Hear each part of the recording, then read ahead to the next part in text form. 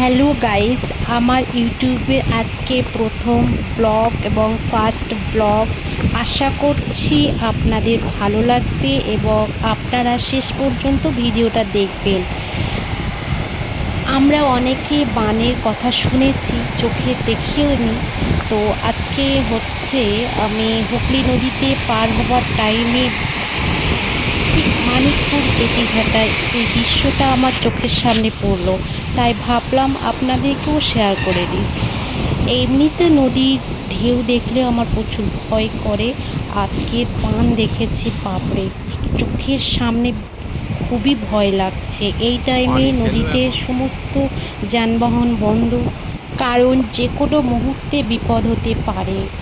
তাই এখন জেটিঘাটে, মানিকপুর জেটিঘাটে নৌকা বন্ধ আছে, যে বোট চলাচল করে এপার ওপার বন্ধ আছে।